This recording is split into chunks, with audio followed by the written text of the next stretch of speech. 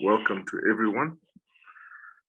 We have the privilege tonight of having a man who is a lover of God and a lover of people and a true servant leader in our presence.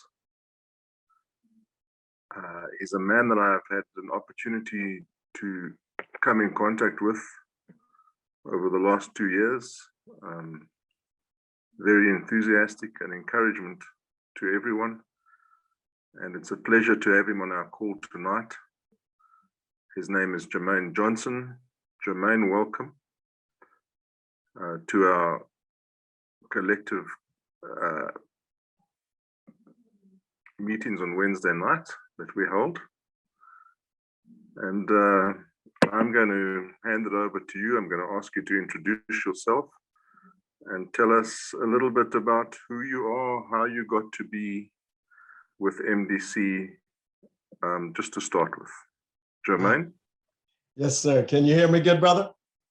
I can hear you good. Thank you for being with us tonight. It's a pleasure having you. Oh, no, the pleasure's all mine. And I hear a little background there. Let me see if I can. Are we good? All right. No, truly, the pleasure's all mine. I know that you being the leader that you are, I just, when you called and scheduled me, I just couldn't say no.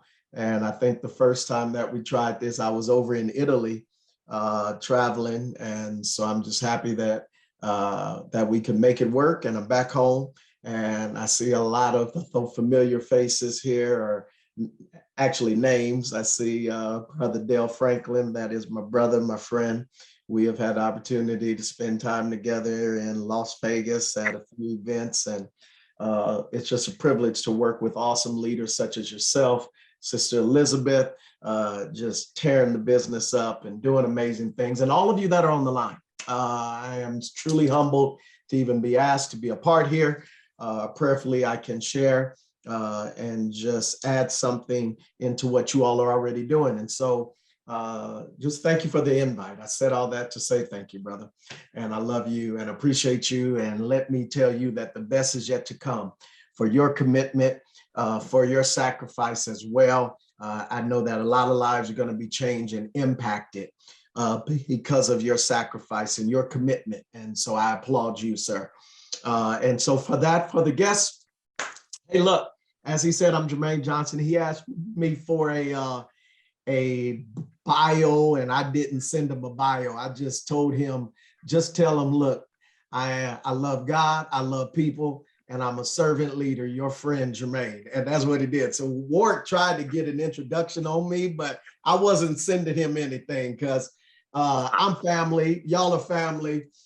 So I like to make it hard. I made it hard on him because he was trying to be so professional and get all of these things to say about me. And I said, no, I'm not doing that. And so look here, it is just a joy. And so he wanted me to first just tell you who I am. I'm Jermaine Johnson, born and raised in Los Angeles. Currently, we reside in Scottsdale, Arizona. And so I am, but born and raised in Los Angeles. I went to LA high school, all those types of things. I was born with a severe speech impediment. So I've stuttered all of my life. And they labeled me as handicapped all throughout grade school. They wrote in my cumes that I would probably be best at doing a blue collar job, doing something to work with my hands. And I just believe that God left me with a humbling habit so that others could see it. Look, if public speaking is a #1 fear over death, and people would rather be in the coffin than to give the eulogy. And if I can do this and I can speak to people and be sought out as a trainer in the industry for years now, I think that my entire life is a ministry just to show people that, look, if he can do it, I can do it.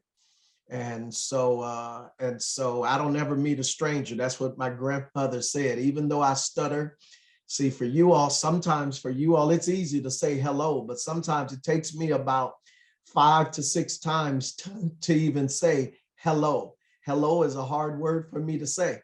Hello, anything that has an H or several other things. I know though you all won't believe that because y'all know I talk all the time, right? But seriously, I stutter. And I used to stutter until I would bite my tongue until I was bleeding. I would stomp and everything. I went to every speech school and pathologist, all these types of things. They tried to teach me how to speak. But God said, look, I'm going to leave you with this humbling habit. Somehow I've gone on to teach at Toastmasters and to teach people how to speak. It's crazy, but yet I love it. And so from there, I went on to college. I was one of the first ones in my family to graduate from college. I came back, I went to seminary, and I became youth pastor at one of the largest churches in the nation, the largest Pentecostal church in the nation there in Los Angeles, there with Bishop Blake. And so I was ordained an elder as the Church of God in Christ by Bishop Charles Blake and Bishop G.E. Patterson. But yet I started off at the church as a janitor. And I throw that in here just so you can know that, you know, the way up is down. And if you really want to be great, you need to learn how to serve people. And that's what people like Dale Franklin and Warwick, that's what they pride themselves in, serving. So I'm already training here because I started off at the church as a janitor. And everybody can be great because anybody can serve. You don't have to have a college degree to serve. You don't have to make your subject or your verb agree to serve. You don't have to know about Plato or Aristotle to serve. You don't even have to know Einstein's theory of relativity to serve. You don't have to know the second theory of thermodynamics in physics to serve. You only need to have a heart full of grace and a soul generated by love. And that was said by the one and only Dr. Martin Luther King. And that's how I live my life as a servant leader. And so from there, being ranked in the ministry, even prior to that, at age 16, they started taking me around these network marketing conventions, MLM, affiliate marketing, direct sales, whatever you want to call it, all the names of it. I know it as MLM, network marketing, multi-level marketing. I just say for me, MLM now, it means making life meaningful. That's what MLM is for me. And so, yes, I do MLM for myself and others, make life meaningful. Y'all should write that down, steal it if you want to, but that's what MLM is now. And so I think I was 16 or so, and the deacons of the church started taking to me these Amway conventions. And I sat there and I got there and I saw these people making 10, 20, 30, 40, 50, 60, 70, $80,000 a month. And I saw some that went on that stage doing that and they didn't have any teeth. I said, man, if they can do that, I can do it. So there was some country people. They only had like 2 teeth, but they making $60,000 and $70,000 a month. And they spoke broken English and everything. I said, look at this. If they can do it, I can do it. So as soon as I could get involved, I got involved. I signed up. And that was my first experience because I didn't understand what my great-grandmother, because I was raised by my great-grandmother. I didn't know what she was doing when she was doing Avon and stuff. Some of y'all remember Avon with Skin So Soft. It left a ring around the tub, but it was good, right? It just was. And so we did. So she did it all. And I didn't know what she was doing though. But as soon as I could get involved, I got involved and I did it all. I'm serious. I got involved. I did it. Amway, Primerica, ACN, XL, candle parties, shoe parties, lingerie parties. Pray for me about that one. Please forgive me for doing that one. But I did it. Cutco, Kirby. I sold the knives and the vacuum cleaners. The thing about the vacuum cleaners, couldn't do that one too long in Los Angeles because in Compton, over in Compton, California. Hey, how are you? We're going to mute you out. We love you. Thank you. There you go.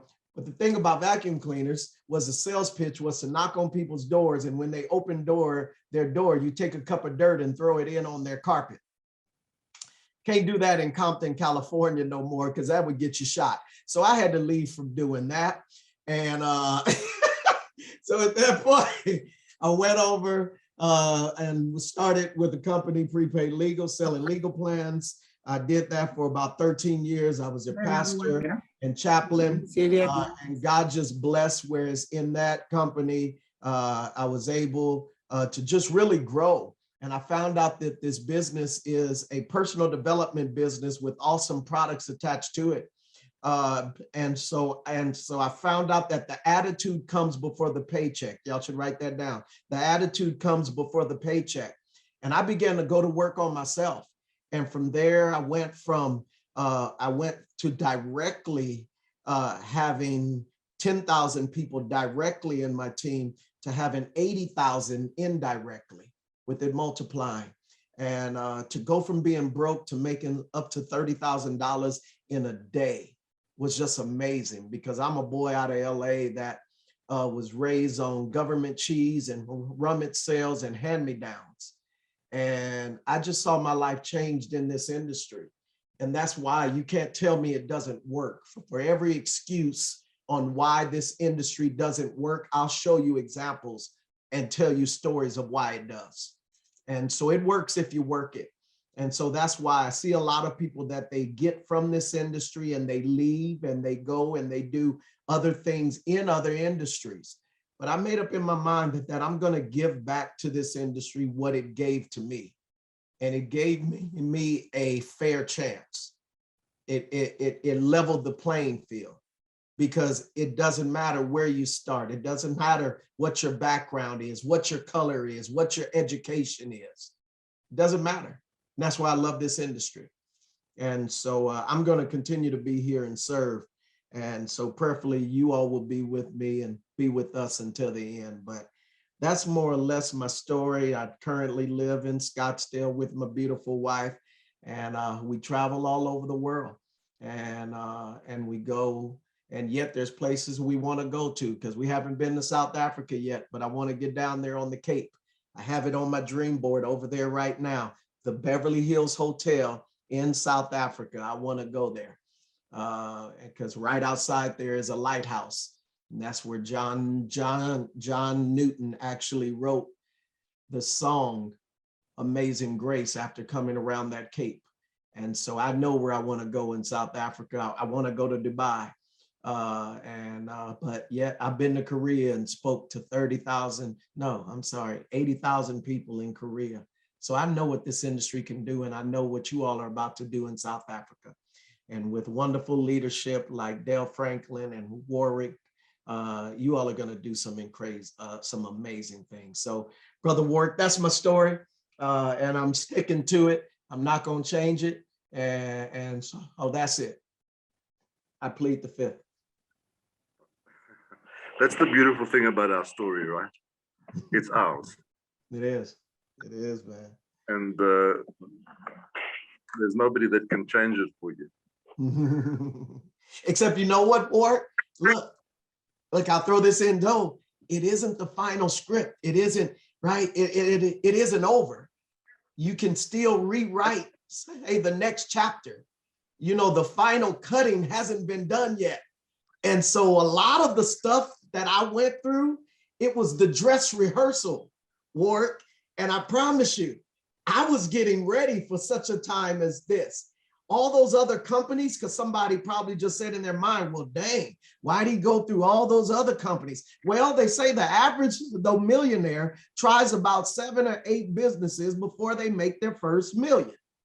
And Colonel Sanders from Kentucky Fried Chicken, he didn't make his first million until well after 50. Warren Buffett didn't make his first million until he was 50. So I just turned 50. So I'm doing good because I've already made a couple, but I'm just getting started. Because now, man, watch this next chapter, man. I'm about to show up and God is about to show out. So anyway, you have another question for me, Brother Ward? I just wanted to add to that and say that is the exciting part. The fact that things get better. Yes. And as your story progresses. And so even if you're going through a tough time now, there's something to look forward to.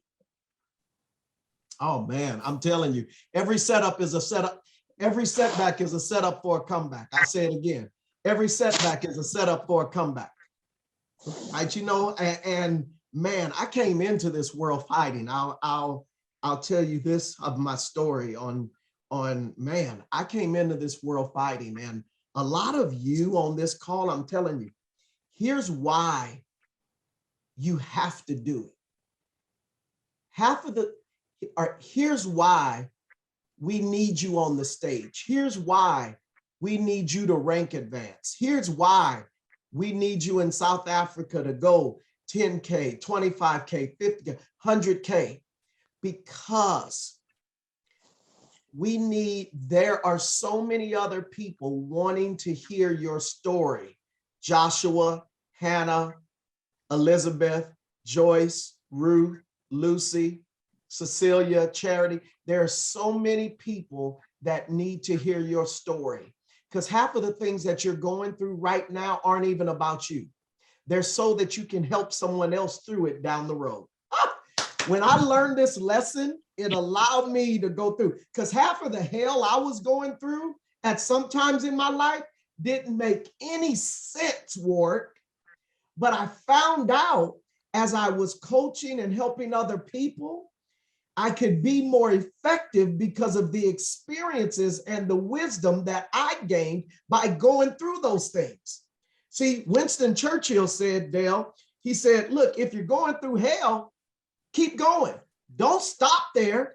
Go through it. See, some of you you get down and you just stay there in the self-pity party. No, if you're going through hell, then go through it. Don't stay there. And that's what I've done over and over in my life. I continue to fight. And when I say I came in this world fighting, I'll let you know that when I came into this world, my mother, there was a prominent family. We were a prominent family in the church. And so my mother got pregnant at 16 by the junior deacon at the church, who of course is my father. And so they took her to have an abortion, and they had her strapped up because it was going to be an embarrassment in the church. And they had her strapped up to give an abortion with me. And she said an angel appeared over in the corner while they had her strapped up to have an abortion. And an angel told her to get up and run, give birth to him, because millions shall know his name. He has too much purpose to die. And she got up, unstrapped herself. She got up and ran, wore a girdle in the high school band that nobody knew she was pregnant for 8 months. And I still came out perfectly healthy and big at 9 pounds, 8 ounces. But I'm telling you, I came in this world fighting. And if I beat out all of that, man, ain't nothing in this world that I can't go through now. So I got too much purpose to die. I tell people on a plane, don't worry about this plane. I'm on it. So therefore the plane, it won't go down today just because I'm on it, because I got too much purpose to die now. Anyway, so that's it, Ward. Ask me something else, Ward. I mean, I just hear the enthusiasm and the positivity coming through. And it's a good lesson for all of us, even when things are going well, we can still be positive. Never mind when they're going bad. But what I wanted to know from you, if you had to highlight a few attributes, a few things that you felt network marketers need to have to succeed, what would they be? That's a good question, Warwick, and I'm so glad you asked that question. Yesterday, I think you said tools. I think you said tools. What are some of the tools that people need? So I woke up 6 a.m. and I apologize if there's typos. Don't look at. You got to give me screen sharing, Warwick. I'm going to ask if Dale can assist us with that, because let me see if I can get it done. There we go. Thank you, brother. Well, Warwick, it's very interesting that you asked that question, Warwick. So, we don't want that. Oh, that's your screen. That's not mine. I see Dale there putting in Dale is over there putting in an order right now. I see what you're doing. There you go. Work. Are you good there? Can we see that? Work. Can you see that? I'll tell you now. I can see it good. Yes. All right. Dale said. So, Work. I'm gonna take you off the. I'm gonna take you off the hook so you don't have to keep asking me questions, because you did actually just say that. Look, what are some of the tools? So, just for the next few minutes, and wow, I see there's about 23 people on here. So welcome to all of you.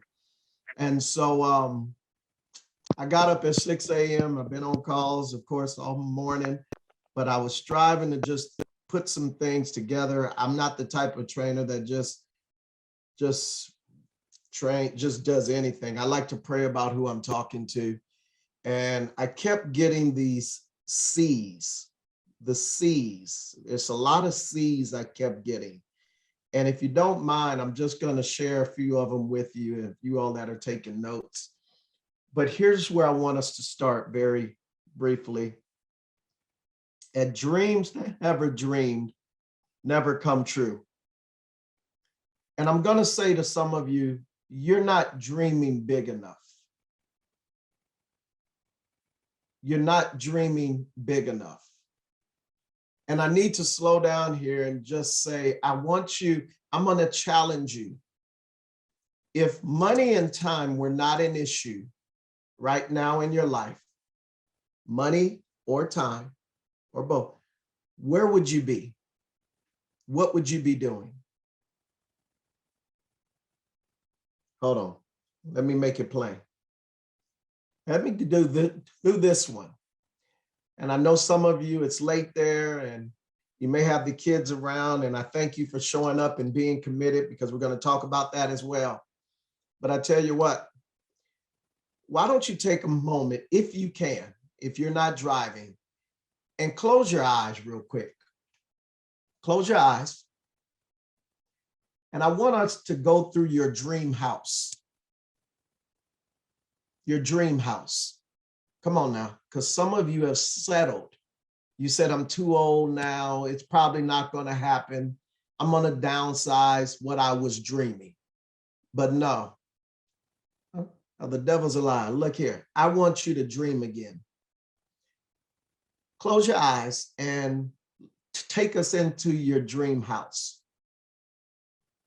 What does the driveway look like? Who's coming out to meet you at the front door? What type of stone is the driveway? You see, I want you to see it. What type of an entryway is on your dream house? What types of cars are over in the garage? You have some toys in there, some boats. I don't know, a boat, a motorcycle. What do you have in your garage? Now, let's go back into the entryway of the house. When you walk into your dream house, what do you see? I mean, your dream house. What do you see? What's to the right? Is it a family room? Is it open space? Is it a library there in the front? Your office? Now, come on. Now, let's go into the kitchen. Take me into the kitchen. How is your kitchen made? Do you have one island, or I was just at a home that had two islands? I love that. Take me through your kitchen. You have the sub-zero refrigerators. I mean, heck, you're not dreaming big enough. Let's not, look, you may not even have to cook. Do you have the housekeeper or a cook in your house? Now I want to see your living room. But ladies, come on, let's go up to your closet. Oh, come on, y'all, let's keep it real. I read The Science of Getting Rich. There's nothing wrong with having nice things. Actually, driving, wearing nice things brings glory to God. Read The Science of Getting Rich. Look, I didn't take a vow of poverty. It's my right to be rich. Take me in, ladies, take me into the closet. Come on. I know you don't want everybody to see your stuff, but take me into the closet, the shoes. And the purses. Oh, come on, y'all know. Let's look, guys like to shop too. Men, come on now. How many suits? How many shirts? Come on. Take me into that bathroom that you have always dreamt of. How does it look? What type of stone? What color? Heated floors? Do you have heated floors in your bathroom? Oh, heated towel bars. See, that's Dale Franklin style. Boy, that's sweet. Heated towel bars. Oh, come on now. Let's go outside real quick. How does the outside look? Pool? Does it have a pool? Yes, it does. I hear you already in the pool swimming right now. I just heard you. No, does it have a pool outside? Is it grass? Is it basketball court, tennis court? But now, because you sacrificed and you built this business so much that you have created an inheritance, who's running around playing out back? Is it your children or your children playing with their grandchildren or with your grandchildren? You're watching your children playing out back with your grandchildren in an inheritance, wealth that you've established. All right, quickly, wake up, open your eyes, all of those types of things. Let me take you through a couple of things quickly. If you get this, then you've got it. Now, this is abbreviate. I even took some out of this. I'm going to abbreviate this quickly. But if you get this, then you've got it. I'm going to take you on a crash course quickly because he said that this call goes for a little under an hour. So prayerfully, I'll give you at least one thing that can help you. All right. But South Africa, if you get this, then you have got it. Very quickly. This is what makes the difference to go over the line. Now, here's what I've seen. I've been in this industry for 35 years, 33 on paper, 35 around it.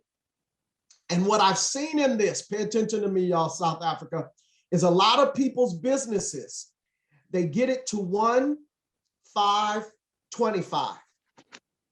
1, 5, 25. Somebody has a line open. Just mute yourself, please. But 1, 5, 25. And I found out that so many people, Queen Lady T, they don't go over the line. But we want you to go over the line. And when we mean over the line, it's your team growing in spite of you. It's your team duplicating. But so many people, they reach that line and that's it. It goes 1, 5, 25, it comes back down. 1, 5, 25 comes back down. 1, 5, 25 because they're trying to do it their own way. 1, 5, 25 because they go with the ideal of the week. 1, 5, 25 because they're not plugging into the system. 1, 5, 25 because they want to be the deal. 1, 5, 25 and they never go over the line. Would you mind if we help you go over the line, South Africa, where your team goes to 125? Oh, come on, y'all. 625, 3,100, 15,000, 625, 78,125. Some of you all aren't thinking large enough. But Dale Franklin, you and I were in Vegas and we heard the guy, what's his name, Rob Sperry, say that he had a team of 1 million. See, some of you aren't thinking large enough. But what when you have a team of 390-some thousand people? You don't even know all of them, but they're all in your enrollment tree. See, if you do this, you'll make some money. If you teach this business, you'll make good money. But if you teach others to teach this business, you'll make a fortune. So I want you to take notes on this as though you're going to have to train this to your team. Is that all right? Good. Now, the 3 things that you can manage in this industry: quantity, quality, your internal motivation, and your quality. Quantity, your motivation, and your quality. These are the 3 things that you can manage. You can manage your quantity. That's how much, how many. That equals your activity. You can manage your internal motivation. That's your why, your reasons. Reasons, the reasons that I feel. Oh, I'm sorry. That song just comes to me every time, Dale, whenever I hear that. But reasons, what are your reasons? And that gives you your attitude. Pay attention to that word. And then quality, how well you do the things you do. Skill. Now, Warwick asked me, and some of you all I've trained this with before, so I took it out. I took out a lot of this, but I'm just going to give this portion to you. One, you're going to need tools to build this business. FFX, oh man, those little sample packages, those are the best right now. Those are part of the tools. But then the 2.0 system, Dale, that we have, oh, the tools, the video, the 23-minute video, that is the tool. That's beyond a tool. That's a weapon. That's a weapon. Oh, it takes away all the excuses. So the tools, the things you need to build this business effectively, you need some investment. How can you share it? Look, you got to be willing to give up something to get something. You got to be willing. And the very thing you want, write this down. The very thing you want is the very thing that you're going to have to give up. I remember I used to teach this all the time. The very thing you want is the very thing you're going to have to give up. If you want time freedom, guess what you're going to have to give up on the front end? Time.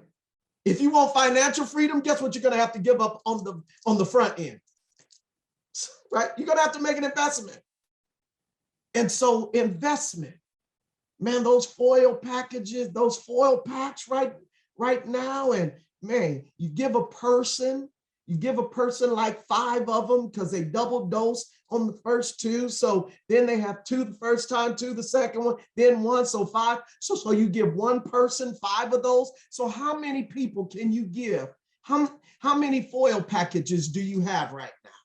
And I'm just using that as an example. I know the challenges, South Africa, or the differences, I'll say, because it isn't a problem. And I'm going to throw that in right here. I didn't know where I was going to talk about it. We know the shipping challenges and the things that you all have to do in South Africa, but do you see it as a problem or a challenge? Because a problem is a human definition of an opportunity to grow. So it can be solved. So I don't have any problems. South Africa, you don't have problems. You only have challenges, and we can solve that. I love that. Y'all got that? Okay. Investment. And then materials. Materials. Well, we got materials. Man, some of you have some. I saw someone already in South Africa. They have the little, they have the FFX on their car. They got the decal, everything. Y'all are just going for it. Now, here's one last thing that you're going to have. Man, if ever you want to get on the track, get on the playing field, stop sitting on the sidelines, get in the game. Woo, it's now. It's now. Oh, Jacinta, we're calling your number now. Get on the, Joyce, get on the field. Elizabeth, Rosalind, Hannah, get on the field now. Stop watching from the sidelines. We're calling your number. I know you got your track shoes on, but you unlaced them for a minute there. Lace them back up. Get in the game and give it. You got tools, you got investment, you got materials, you got energy. I hope you do. And so what is that? Tools, investment, materials, energy, tools, investment, material, energy, Dale, tools, investment, materials, energy, T-I-M-E. Oh, for the vision to come to pass. Though it tarries, wait for it. It's just going to take some time. See, your dream, your business, your team, it may not look like your vision right now, but baby, give it some time. Brother, give it some time. Sister, give it some time. Because I don't want you to be like Ron Wayne. Don't be Ron Wayne. Y'all don't know who Ron Wayne is? Let me help you. Ron Wayne was the #3 man at Apple. He initially owned 10% of Apple. Jobs owned 45%, Wozniak owned the other 45. He sold his stake for $800 in 1976. He was in the Apple company for 11 days. He actually designed the first logo and wrote the manual for Apple I computer. He was the elder of the two other partners, and he didn't want to go into debt. They were actually using him and his credit to get the company started. He was the elder of Jobs and Wozniak, and he was always in between these two young people just going at it all the time.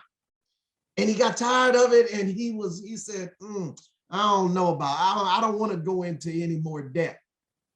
But guess what? That's not the end of the story. In 1980, Jobs and Wozniak offered the position back to him for $100,000 with no upfront costs. He still turned it down. In 1982, Jobs was worth $100 million. Wozniak was worth $80 million. Ron Wayne's position today would be worth $30 billion, and he would be on one of Forbes' richest. Today, Ron Wayne is 76 years old, lives on Social Security in Pahrump outside of Las Vegas. He plays the penny slots and sells rare stamps and coins to supplement his government check with the hopes to hit it big. Ron Wayne says his life has always been a day late and a dollar short. And he said the greatest lesson that he learned was that if only he had stayed another 6 months. If only he had stuck it out. South Africa, it may not look like you want it to look right now. You may have some challenges, but don't be like Ron Wayne. Don't be like Ron Wayne. Look here, it starts with you. I'm not even gonna do all of this for you, but I'm gonna take 10 more minutes. It starts with you. I am your constant companion. I am your greatest helper or your heaviest burden. I will push you onward or drag you down to failure. I am completely at your command. Half of the things you do, you might as well just turn over to me, and I will be able to do them quickly and correctly. I am easily managed. You must merely be firm with me. Show me exactly how you want something done, and after a few lessons, I will do it automatically. I am a servant of all great men and alas, of all failures as well. Those who are great, I have made great. Those who are failures, I have made failures. I am not a machine, though I work with all the precision of a machine, plus the intelligence of a man. You may run me for profit or run me for ruin, makes no difference to me. Take me, train me, be firm with me, and I will place the world at your feet. Be easy with me, and I will destroy you. Who am I? I am a habit. So the first thing we need to work on, your programming, your thinking. Thoughts are things. James Allen, Dale James Allen wrote a book, As a Man Thinketh. As a Man Thinketh. It's in the Bible. As a man thinketh in his heart, so is he. And so your thoughts, because a lot of us have stinky thinking. A lot of us hang around people that have stinky thinking. You got a lot of people around you who are dream killers. You need to get around some people that can feed your faith instead of starving your vision. Hi, yes, mute yourself out. We love you, or we're gonna mute you in a minute. And there's somebody in the waiting room. Your thoughts. That's the belief in this product and the belief in this opportunity and the belief in yourself.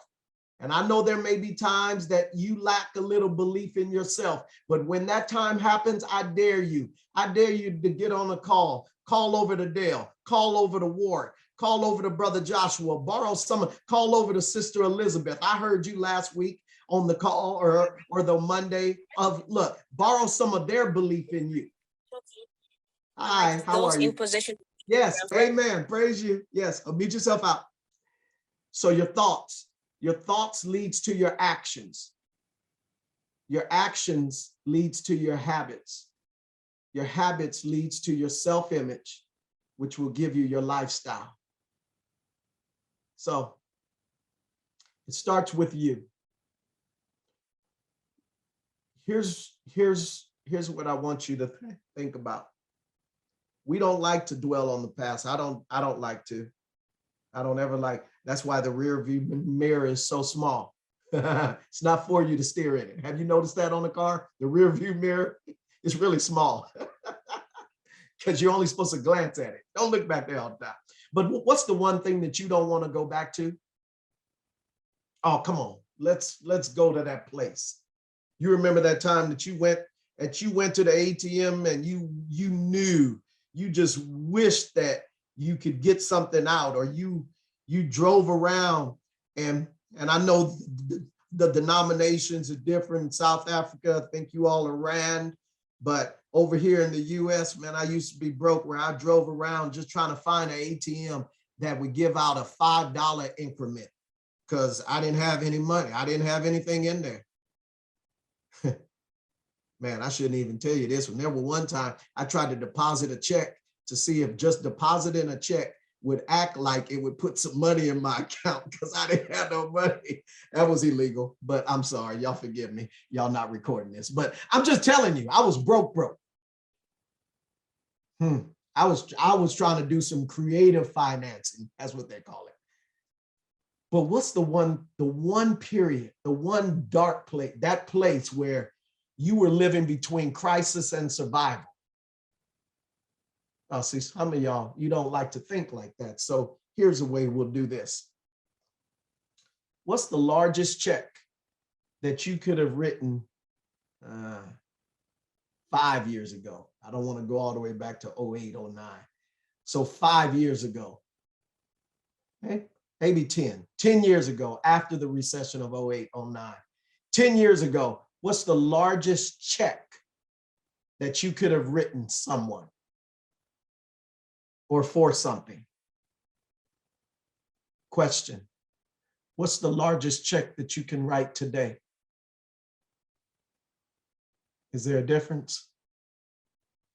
Yeah. You know that 64% of people, of families, are living from paycheck to paycheck? Write that down. 64% of families today are living from paycheck to paycheck.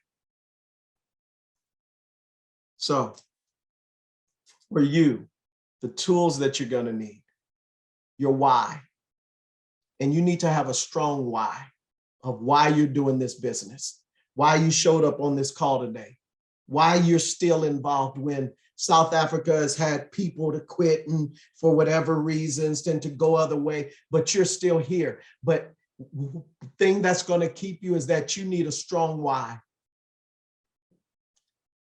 Because your why isn't even tied to your upline or your sponsor in this. No, what's your why?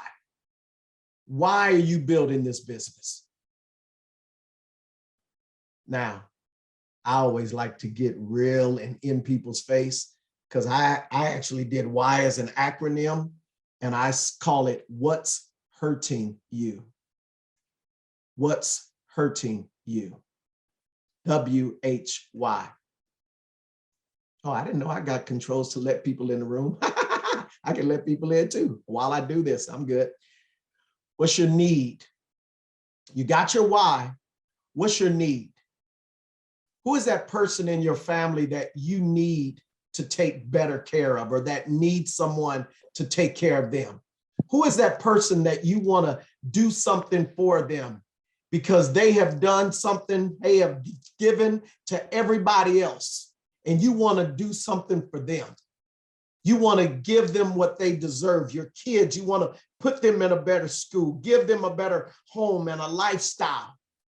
What's the need? I mean, a need gets real, like people that are on certain medications and they can't afford to get the right type. What's your need? You may have a loved one in your family that needs proper medication, but can't afford it. Give me a need. What's your need? Let's keep it real. Take off all the phony faces. You got your why. You have your need. It doesn't stop there. What's your fight? When I say fight, here, who are those people you want to prove wrong? Oh, it's okay. Look, Jim Rohn, one of my mentors, told me it's okay to put revenge on your dream board. I know y'all are very spiritual people and no, vengeance is mine, saith the Lord. I understand that as a Christian. I respect that. But Jim Rohn said, look here, it's okay. Put a little revenge on your dream board. Like, go get the best car. Look, you build your business in My Daily Choice. Go buy a better car than the one of your boss that fired you, and go park it in their parking space. Let them tow it. It's okay. You can afford to get another one. Look, I'm just saying, get some fight. Who are those people that you want to prove wrong? Because they said you couldn't do it. And that can even be some family sometimes.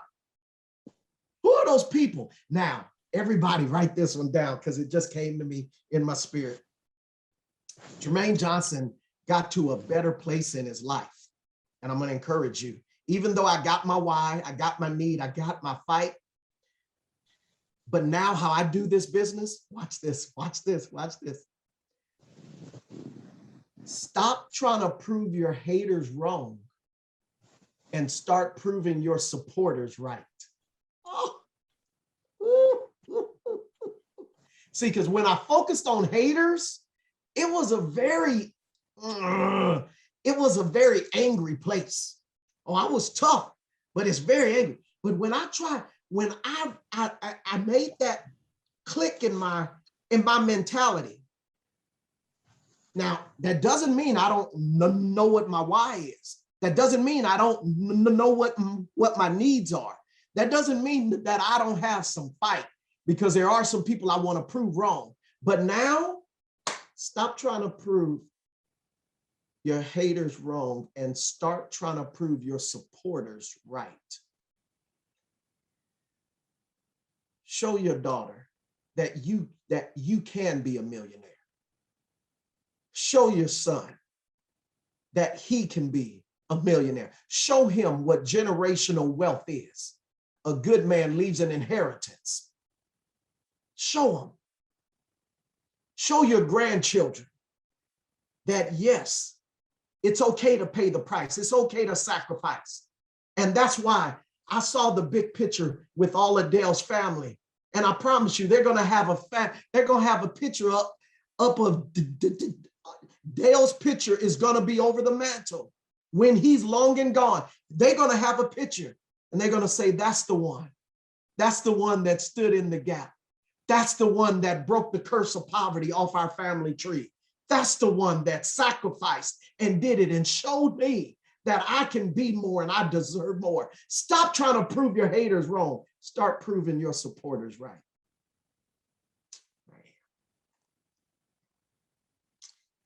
I'm done here. I didn't get to the C's that was on my heart, because in this business right now and in this world, we need people that are going to have confidence, be committed, be coachable, be a great communicator. That means a good storyteller in this business, act as a consultant, not a salesperson, and have and walk in compassion. I gave you the C's right there. I have them in slides, but I'm over time. And I respect you all and the leaders on this call. So I'm going to stop here on your potential. And your potential is, for those of you that don't understand what potential is this. Potential is unexposed ability, reserved power, untapped strength, capped capabilities, unused success, dormant gifts, hidden talents, latent power, what you can do that you haven't yet done, where you can go that you haven't yet gone, who you can be that you haven't yet been, what you can imagine that you haven't yet imagined, how far you can reach that you haven't yet reached, and what you can see that you haven't yet seen, what you can accomplish that you haven't yet accomplished. Thus, Potential is the sum of who you are that you have yet to reveal. Say it again, Mr. J. Okay, I will. Thank you for asking. Your potential is the sum of who you are that you have yet to reveal. For all my spiritual people on the line, it's a deposit. It's a deposit. It's a deposit that waits to be released and maximized, because you are capable of much more than you are presently thinking, imagining, doing, or being. That is your potential. And unless you continually try to reach higher, go farther, see over, and grasp something greater than you now know, you will never discover your full potential.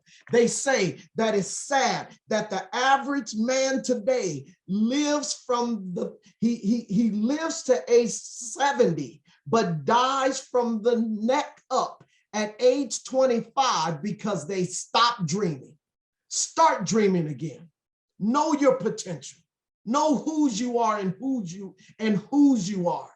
You are here on purpose. You have too much potential, too much purpose. And you need to decide, are you going to be a meaningful specific or a wandering generality? A meaningful specific or wandering generality. Make this world know your name. Make this company know your name. Guys, I love you. God bless you. Take care, take charge, but don't stop there, South Africa. The best is yet to come. And as I like to say, and my motto, we didn't come to take sides. We came to take over. South Africa, I love y'all. Y'all be blessed. Bye. Jermaine, thank you so much for all that you've put in. I think every one of us on this call tonight can say that we've learned something. And wow, we've got to go back. God, have you changed? We've got to look at things in a new way. But before we shut this call off, I'm going to, out of respect for Elizabeth and Dale, for everything they've done, I'm going to ask them to have the final comments, starting with Elizabeth. Elizabeth, could you unmute yourself, please? Yes, Warwick. My goodness, as I wrote down I'm all over. That was a very, very, very powerful presentation, Brother Jermaine.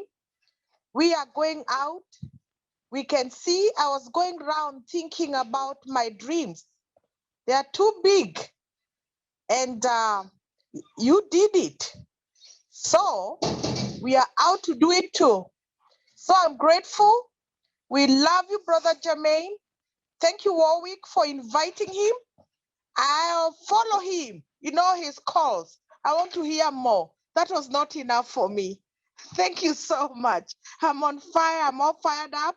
It's a new beginning. And I know everyone on this call is. And I'm grateful. I'm grateful to God for him. And thank you so much. Thank you so much, Warwick, for inviting Jermaine. Thank you, Elizabeth. Dale, can I give you the last word, please? Sure. Jermaine, you always bring it, buddy. You always bring it.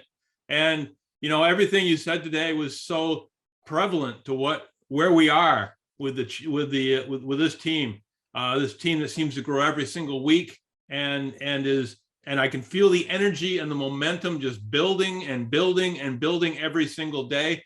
There are people here that are going to, as you said, are going to live beyond their wildest dreams in a very short time. I'm very careful about my dreams, telling on all of them, because I have such huge dreams that sometimes if I tell them the wrong people, they think they should put me in a box or something. But I love the fact that you're talking about dreaming beyond what you think you can do. If you reach for this, if you plan on reaching for the stars and you only get to the moon, you've still done incredible things. So thanks again, Jermaine, for everything you do. Thanks, Warwick, for everything you do. And everybody on this call, thank you for coming on. Let's go out there, let's build, and let's change the lives of ourselves, our children, and our grandchildren yet unborn. So let's go out there and do it. Back to you, Warwick. Thank you very much. This is wishing you all the best in the week that goes ahead. Please join us tomorrow night as Chris Bailey does a presentation for us. Bring your prospects along. Let's grow your team. Thank you all. Good night.